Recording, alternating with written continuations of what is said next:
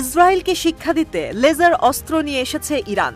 গেল ৪ অক্টোবর শুক্রবার দেশটির কয়েকটি স্থানে সন্ধান মেলে লেজার ডিরেক্টিভ এনার্জি ওয়েপন সিস্টেমের, যা নিমিষেই অকার্যকর এমনকি ধ্বংস করতে পারে লাখো ডলারের ড্রোনকে।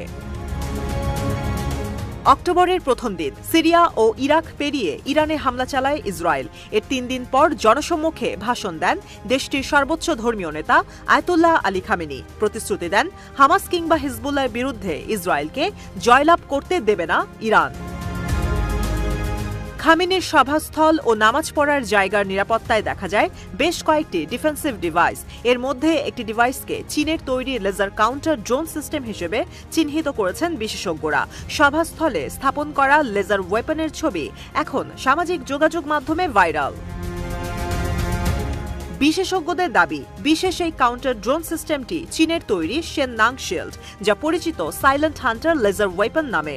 ২০২২ সালের সর্বপ্রথম জুহাই এয়ার শোতে এই ওয়েপন প্রদর্শন করে শি জিনপিং সরকার।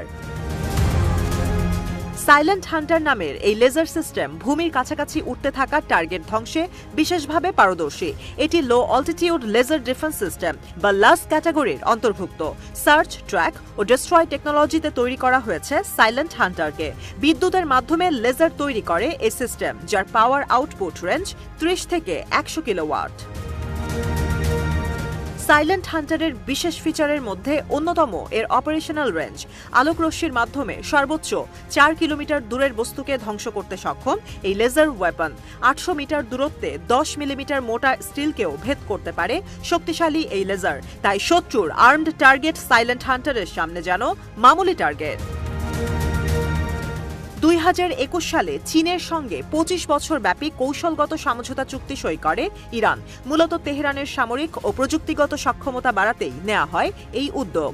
চুক্তির আওতায় খামেনি সরকারের প্রতিরক্ষা ব্যবস্থা উন্নয়নে প্রযুক্তি সরবরাহ করে শি জিনপিং প্রশাসন।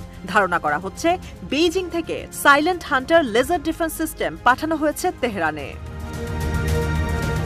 আনম্যান্ড এরিয়াল ভেহিকল বা ইউএভি, রকেট ও মর্টারের মতো লো অল্টিটিউড থ্রেট মোকাবেলায় বিশ্বের বিভিন্ন দেশের সামরিক বাহিনী ঝুঁকছে লেজার ওয়েপনের দিকে। যুক্তরাষ্ট্র ডেভেলপ করছে এই এনার্জি লেজার ওয়েপন সিস্টেম। ইসরায়েলের কাছে রয়েছে আয়রন বিম। একই ধরনের অস্ত্র তৈরির চেষ্টা করছে জার্মানি। তাই আকাশ প্রতিরক্ষা ব্যবস্থায় সাইলেন্ট হান্টার যুক্ত হওয়ায় বৈশ্বিক পরাশক্তিদের চেয়ে এক ধাপ এগিয়ে থাকবে ইরান।